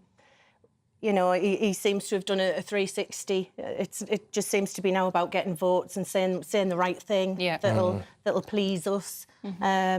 Because, you know, 50% of the population are women who are going to be voting next week. I think it's, you know, I think it's just talk. Oh, absolutely. Same. Completely. Completely. And can I just ask well, there is actually something on the front of The Guardian. I was only aware of this just before, literally as you walked in, actually. But Labour are pledging to ban managers who silence NHS whistleblowers, they say. You mentioned earlier to me there that one of your big concerns is that there'll be a black mark against your name now. You've caused a problem, you've raised an issue, and that will have an effect on your career progression. Do you see that changing? Do you think that's... Because it's a very brave thing that you've done to speak out. I mean, you must really have thought long and hard about whether or not you wanted to. Absolutely. Yeah. And what tipped you over the edge there? Because you must have spoken about this quite a bit and thought, in an ideal world, you wouldn't, with respect, you wouldn't be on national television, right? Talk to me about it now, would you? You know. For me, it was talking to some of our international nurses that how upset they were. You know, we got talking about it one day, and one of the girls was just saying how she was so absolutely horrified. She was in the changing room, she took her top off and she heard a male voice. And for her, she panicked and she literally she froze in panic. And I could have actually wept for her. Yeah. It was so awful to hear that. Yeah. I think that was sort of the turning point for me, where I just thought, this isn't right and it's not fair. And now this individual, she wears a top and leggings underneath her uniform because she's so terrified that this colleague will walk in and, you know, she'll be... You shouldn't have to change your behaviour. You shouldn't have to change your behaviour. You shouldn't have to deal with the mental... the job that you guys do is so important and so... You know, stressful and demanding, and I imagine emotionally draining at times as well. The last thing you need is this on top of that. Very quickly, then. So, what's the ultimate resolution for you now? So, you've got legal action taking place. Just say what you want to happen there. How's this going to play out? Do you think? We want policy changed. Absolutely. And we want the government to, whoever it may be that comes into power, they need to scrutinise this. Absolutely. And it's across the board as well. It's not just the NHS. It needs to hit wider society. Absolutely. Because it's happening everywhere. It's happening in shop changing rooms and things like that. Yeah. No, look, fair play to you, absolutely. And I know that there'll be people sitting at home now or listening on the radio or whatever they're doing, applauding both of you in a very, very big way. So thank you very much for coming on. Good luck with everything. I hope that you get exactly what you're after. And I think most people would. You know, I've said this before, I haven't got children yet. If I do have a daughter, I think if things do get changed, I would be very grateful for the fact that women like you have actually helped to improve their situation. So thank you very, very much. When we contacted County Durham and Darlington NHS Foundation Trust, they said the Trust would like to emphasise that at this stage, the claims being made are allegations which need to be fully investigated and reviewed. The Trust has initiated this through its internal process and this work continues. However, as the allegations are now also subject to an active legal action, it would not be appropriate for the Trust to comment further at this stage. Deep breaths, everyone. Right, OK, that was NHS nurses Lisa, Lockie and Bethany Hutchinson. Thank you very much. Great to have you on the show. Good luck with everything. All right. Coming up, a QR code has been attached to a statue of a feminist icon, Virginia Woolf, to explain why her quotes were, quotes, offensive, apparently. Is this beyond parody now? Are we going into wokeism? And is this why more of Britain's youngsters are shifting to the right? It's a really interesting clip, this. What do you make of it? Let's see. Of homeless English people not getting housed, but you have immigrants that come here. They're illegal and they get housed. Yeah, it's interesting, isn't it, whether more and more young people are going to feel that way. I have got tomorrow's newspaper front pages hot off the press for you in just a second, so no need to go anywhere. Stay tuned. Hi there, time for the latest update from the Met Office for GB News. Cool Atlantic winds return across the UK this weekend. That means blustery showers, especially for northern parts, but some drier and brighter interludes too, especially across southern parts. Low pressure, an unseasonably deep low, is now crossing northern Scotland. Around the south of that low, we've got these strong winds bringing unpleasant conditions really across Scotland, Northern Ireland, Northern England. Spells of rain or showers continuing through the night. The strongest winds pushing through northern and northeast Scotland. Meanwhile, further south, it's mostly dry, apart from 1 or 2 showers for Wales and the southwest. Patchy cloud, but a cooler night for many of us, so 11 to 13 Celsius by dawn. Now we start the day with those winds and the outbreaks of rain continuing across northwest Scotland. The Northwest Highlands seeing prolonged and at times heavy rain, and the rain then sweeping into Orkney and Shetland later. Some shelter from the rain across eastern and southern Scotland, but a few showers here, brightening up across Northern Ireland compared with the last 24 hours. A few sunny spells, but also 1 or 2 showers. A few showers there for Wales, Northern England, perhaps the southwest, but the further southeast you are, the drier it will be, the brighter it will be. There'll be quite a lot of cloud, to be honest, across the UK during the day, but some brightness will develop, especially towards the southwest by the afternoon. Further north, any rain tends to break up into showers, but there will be some heavy downpours for the Highlands, Grampians, the northwest of Scotland, and that strong wind continues, making it feel on the cool side. In the south, where we've got some sunshine and lighter winds, 23 Celsius, so not too unpleasant. We start Saturday with a lot of fine weather, best of the sunshine the southeast, as well as parts of southern Scotland and Northern Ireland.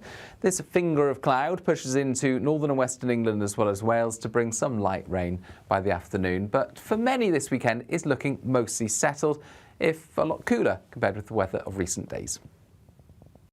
In the GB newsroom, we bring you the news as it happens. With our team of dedicated journalists across the UK, GB News brings you accurate reporting of the day's topical agenda. When the news breaks, wherever and whenever it's happening, we'll be there. This is GB News, the People's Channel, Britain's news channel. I'm Nana Akua. This is GB News, Britain's news channel.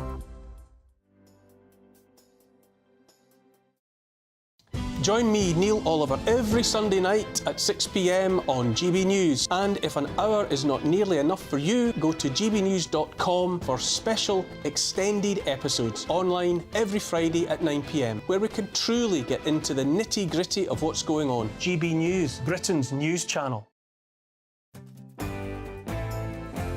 I'm Emily Carver. This is GB News, Britain's news channel.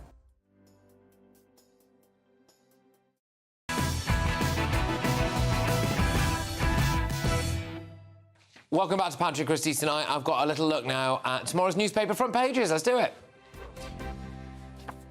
OK, The Guardian, Labour pledged to ban managers who silence NHS whistleblowers. They are looking to, clamp down on people being silenced, threatened with the sack, etc., if they blow the whistle on malpractice in the NHS. Let's go to the Daily Mail. Poll that shows it's not too late to stop Starmer supermajority. A, quote, terrifying Labour supermajority could be averted. Apparently 1 in 10... amounting to more than 4 million ballots are unsure who to back. So the angle on this is that, Rishi's still got a chance, I suppose. The Eye, private school fees, VAT in Reeves's first budget, but delayed until 2025 and loophole closed. Not the most well-worded front page, I will say, but it's all about the schools and the private schools and the VAT. Let's go to the Daily Telegraph. Farage is a Putin appeaser, says Sunak. PM attacks reform leader stance and warns of buyer's remorse. So there we are. The Duke of Sussex has destroyed potential evidence, say lawyers as well. This is an interesting one. Prince Harry deliberately destroyed potential evidence relating to his High Court phone hacking claim against the publisher The Sun. It has been claimed, as a judge has ordered him to explain himself. And we'll go to the Metro now. This is a very concerning story that I sense is going to be on the other front pages in the coming days. TV paramedic murder probe. So this is the star of a Channel 4 show, was found dead next to a nurse. Now, this has since taken another turn as well, because the police have now apparently launched a double murder investigation. As I understand it, the police force involved has also now reported itself to the Independent Commission. The thinking there is because they had some form of previous contact with this couple, who have subsequently both ended up dead. So, you know, that story, I think, has probably got a little bit of a way to run on it, hasn't it? I'm joined now by my press pack, and, of course, it is the wonderful former MEP and Director of the Centre of Migration and Economic Prosperity, Stephen Wolfe, Conservative peer Lord Bailey, and political journalist and broadcaster Zoe Grunwald. I am going to just whiz us straight on to a clip here, because it ties in with the overarching news agenda. And there's no doubt that Reform UK are on the rise. But it's not just the so-called boomers throwing their support behind Nigel Farage's party. Data from 4 major pollsters suggest that as many as 16% of 18 to 24-year-olds intend to vote Reform next week. Clips of Nigel Farage's, interactions with the youth are getting millions of views on TikTok. A reality that played out when Novara Media's Aaron Bastani was out on the streets of Chichester. Of homeless English people not getting housed, but you have immigrants that come here. They're illegal and they get housed. It's a joke. We spend too much tax money on immigrants, and I think that's a joke. And we should worry about our own people before others. Do you think the political class generally are doing that then? No. I think the Conservative Party is an absolute joke, and young people in this country don't have a voice, and it makes me sick. And what? So if you could vote, lads, who would you vote for? Who would I vote for? Yeah. Reform UK, probably. Yeah. That's the one. Reform UK. Yes, mate. Reform UK. Yes. Reform UK is that, if you're an actual English citizen, you actually have a voice in what happens in this country. But then with a Conservative Party, we don't ever get a voice. Right. Sean, what do you make of that? I think what you're sensing there is two things. When you're the government, you have to carry the pain of the entire political establishment. So if I was speaking to that young man, I would point out that it's a Labour Party on many, many levels that have supported the situation we're in. But to be clear, the government have to take some responsibility for where we are. But the real thing here is about the competition for resources. That is a young man expressing the fact that he fully knows his future will be different because of the level of immigration.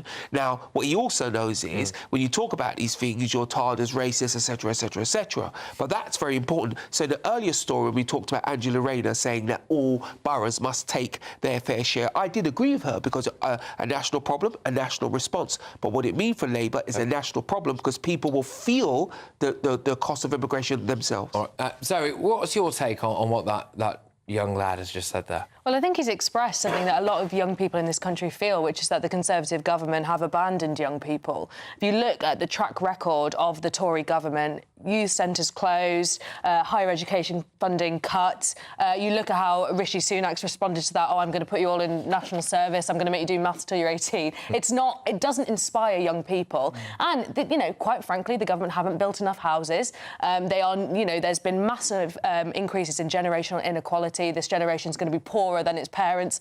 No wonder young people feel disenfranchised. The problem for me is if that young man thinks that Reform UK is the answer, that's where I completely disagree. If you look at Reform's manifesto, there's nothing in there for young people. They're not committing to anything in terms of housing. They're scrapping net zero. They're scrapping HS2. They're going to make it harder for students They are looking to to come do overseas. a little bit on potentially on student debt there. I do get what you're saying there. Stephen, I wonder whether or not, actually, you know, this votes for 16 thing, and everyone initially, myself included, was, oh, you're loading the dice for a future Labour government.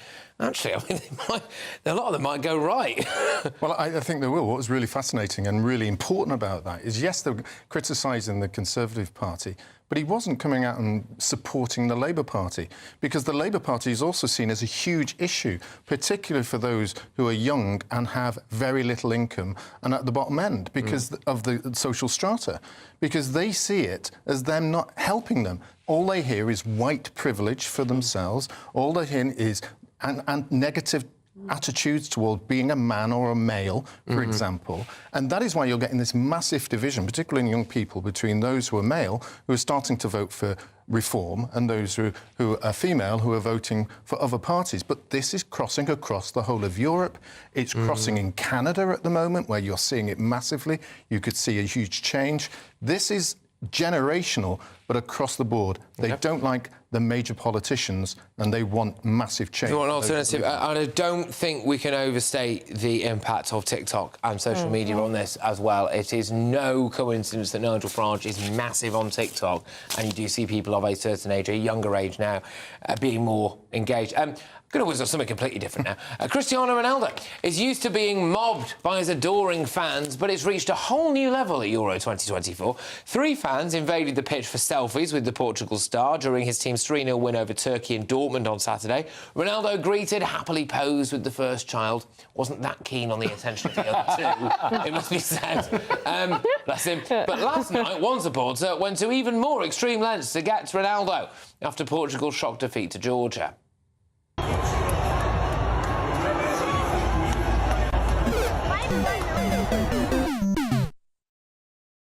I mean, yeah, it's the way Ronaldo just stands there with his arms up, like, what the heck is going on? The guy's the top. Initially, I watched that and I thought he's trying to attack him. I don't think it is. I think he's just trying to get... See one more look at it now.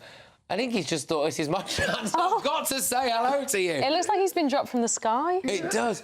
Top work from that security guard there, though. No prisoners taken.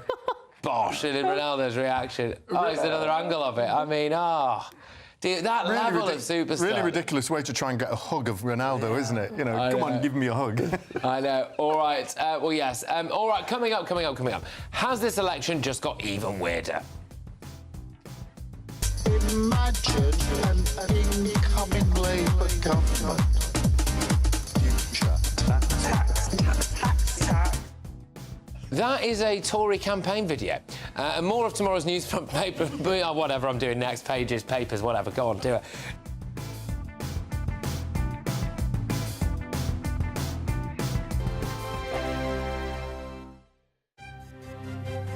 GB News Breakfast. Every day from 6 a.m. We're very lucky to have an heir to the throne who is dutiful, loves his family, and he still takes all the children to school in the morning. And you can't really hope for anything more than that, can you? And he's behaved with such dignity. He must be so worried about his father and his lovely wife. I wonder what the royals are going to do if the next generation of people aren't armed forces, if they don't join the army or the navy or the air force or whatever. This is very interesting because Prince William doesn't necessarily want little George to do that. He doesn't feel it's necessary. But it's such a stamp on the royal family, isn't it? And with all the costumes, and they're the head of the army. And so what would they do without that? I find that very difficult. I think it's the same with religion, actually, because he's not religious, William. He does go once or twice a year, but he hasn't got the same passion about religion that King Charles does. And I think it's very difficult. I think it'll be maybe a very changed royal family. Indeed, yeah. We don't know yet who's going to be attending Royal Ascot, but we suspect, at the very least, the Queen, probably the King and Queen, and maybe even the Prince of Wales as well. You can't keep the Queen away from horses. I mean, she absolutely loves them. She used to ride them non-stop when she was little. And fascinatingly, her mother never bothered about it because they weren't mobiles then. And she would go off riding for hours and sleep in a field. Life. What an incredible and then childhood. come back the next day. She never worried about her. She thought she was sensible. She loves animals, dogs and horses. That's one of the things she had very much in common with the late Queen. The People's Channel.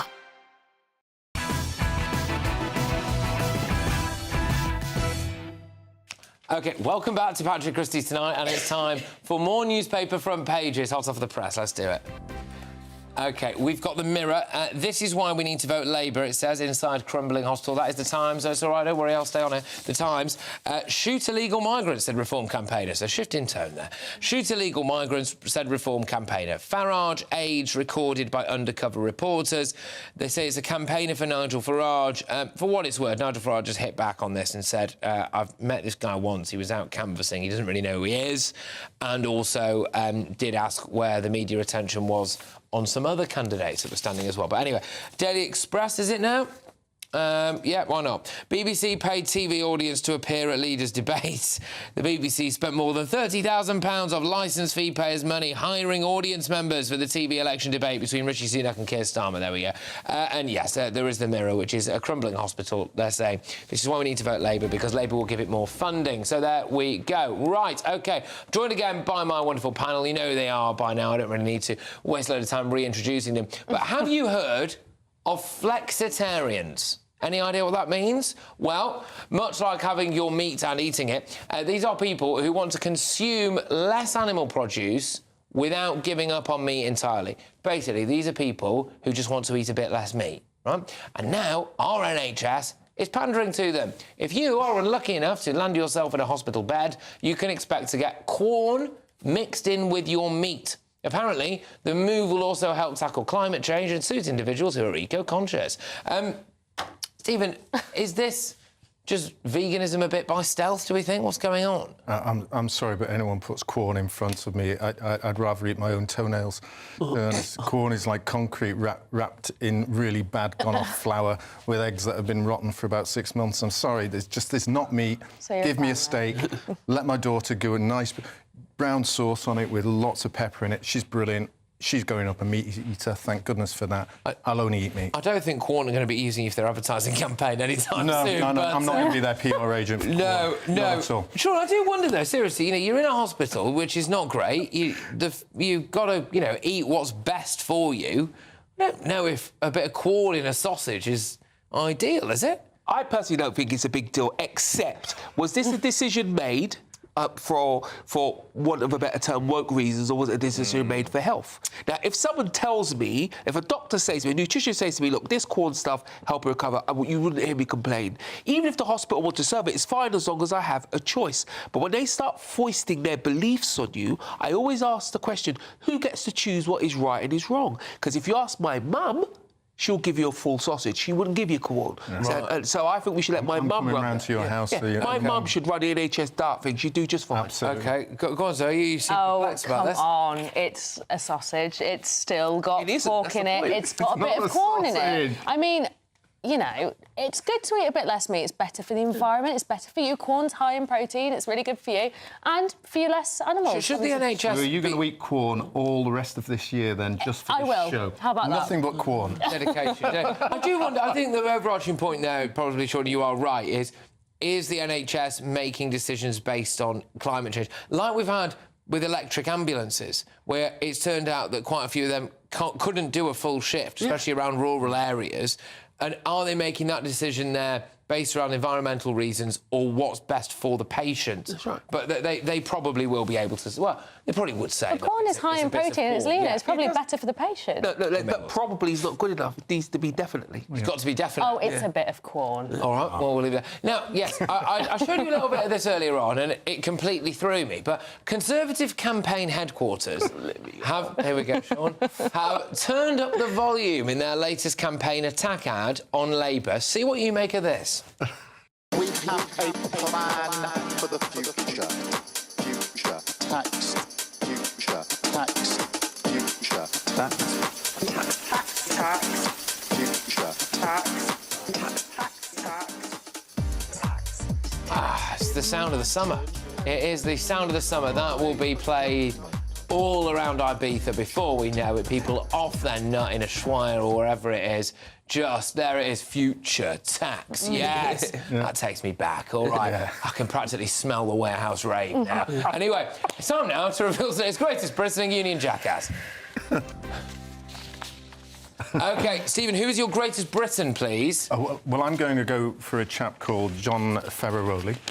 He is 87 years of age, and I got this from the Daily Echo in Southampton. He's with a group of similar guys who are still working at the Solent Air Museum. They helped build the Folent Nate and Spitfire, and still at their age, they're representing this country through charitable work, doing the stuff, and I can think you can there see you the go, picture. yeah, We've got there some you go. pictures in there. Well, that's a lovely start. Amazing thing. That's a lovely start. Sean? So my greatest Briton is great British actors Sir Ian McKellen and Sir Anthony Hopkins. Sir Anthony has celebrated his dear friend Ian, who had a fall off the stage. They came together and they had a great little dance. And it's just great to see two of our acting greats, their friendship and just a bit of support as he comes back to his full role and full acting. I think we might have a couple of pictures. There we are, that's them. Having a little dance. Oh, it's heartwarming stuff. There we go. A lovely flat as well, by the looks of things. OK, go on, so who's your greatest Briton, please? My greatest Briton are doctors, junior doctors, for standing up for what they deserve. They did so much for us during COVID, and I think it's about time. They did their jobs. Well, and aren't we glad they did? Yeah, because then we would have been in big problems. So, junior doctors, even if it makes me unpopular with the panel. Today's winner of the greatest Briton is Sir Ian McKellen and Anthony Hopkins, although I must say I think it's a very, very close second for Stephen's choice there. Let's go to Union Jackass now. Come on then, Stephen. Oh, God, got to be David Tennant. But not because of what he said about the political things we're not allowed to talk about, but just because he's there at the LGBT celebration, which is where you get lots of people with great style and fitness, and I know I'm going to get hit by this, but just take a look at his jacket. His jacket looks like an MC Hammer reject jacket. He's got a huge butterfly in feathers on next to him. Look at that, and that butterfly looks as though it's talking for him. We're getting out, guys, we've got seconds, so go on. So my Union Jackass is the History of Science Museum in Oxford, which has a new project to see if milk is racist. The real problem with this, it's tax funders are paying for it. OK. Mine is Brewdog, because they sacked an Asian woman after she voiced distress when members of the far-right English Defence League met in the bar. OK, I've gone for the museum because milk isn't racist. Right, thank you very much, everybody. Thank you. Thank you to everybody who's been watching and listening at home. It's Headliners next. I'll see you in a little bit. Take it easy. Bye-bye. Brilliant. A brighter outlook with Box Solar, sponsors of weather on GB News. Hi there, time for the latest update from the Met Office for GB News. Cool Atlantic winds return across the UK this weekend. That means blustery showers, especially for northern parts, but some drier and brighter interludes too, especially across southern parts. Low pressure, an unseasonably deep low, is now crossing northern Scotland. Around the south of that low, we've got these strong winds bringing unpleasant conditions really across Scotland, Northern Ireland, Northern England. Spells of rain or showers continuing through the night. The strongest winds pushing through northern and northeast Scotland. Meanwhile, further south, it's mostly dry, apart from 1 or 2 showers for Wales and the southwest. Patchy cloud, but a cooler night for many of us, so 11 to 13 Celsius by dawn. Now, we start the day with those winds and the outbreaks of rain continuing across northwest Scotland. The Northwest Highlands seeing prolonged and at times heavy rain, and the rain then sweeping into Orkney and Shetland later. Some shelter from the rain across eastern and southern Scotland, but a few showers here, brightening up across Northern Ireland compared with the last 24 hours. A few sunny spells, but also 1 or 2 showers. A few showers there for Wales, Northern England, perhaps the southwest, but the further southeast you are, the drier it will be, the brighter it will be. There'll be quite a lot of cloud, to be honest, across the UK during the day, but some brightness will develop, especially towards the southwest by the afternoon. Further north, any rain tends to break up into showers, but there will be some heavy downpours for the Highlands, Grampians, the northwest of Scotland, and that strong wind. It's the final week to see how you could win big this summer. First, there's a fabulous £15,000 in tax-free cash to ensure this summer is special. What would you spend that on? Next, you'll also receive the latest iPhone 15 and a set of Apple AirPods. And finally, £500 to spend at your favourite UK attraction. You have to hurry, as lines close at 5 p.m. on Friday. For another chance to win the iPhone, treats and £15,000 cash, text prize to 63232. Text costs £2 plus one standard network rate message. You can also enter online at gbnews.com/win. Entries cost £2 or post your name and number to GB06 PO Box 8690 Derby DE1 9TT. UK only. Entrance must be 18 or over. Lines close at 5 p.m. on Friday. Please check the closing time if listening or watching on demand. Good luck. This is GB News, Britain's news channel. History lecturers at the University of Liverpool have been advised to problematise whiteness and heterosexuality in their seminars. They are saying that you should be guilty if you're white and heterosexual. Not using the long words they use, but that's kind of what they're saying. Yeah, but do you know what? History in this country is concerned with more and has been lived by more white people and more heterosexuals, right? And that's the history. I'll tell you something else, Dawn. This is Russell Group University material here. This is Liverpool. It's a really good university. Mm-hmm. The thing that really got me going apart from this, and I thought it was an AI generation of words input into a system to come up with from something. It's ridiculous. The main issue I have is the verb problematise. I've never heard of that before. Yeah. So they should be prioritising grammar. Let's get first principles back in there firstly. It's just promoting anti-racism. It's not, Amy. It is. Wait. It's just bringing the marginalised voices into the discussion. So no,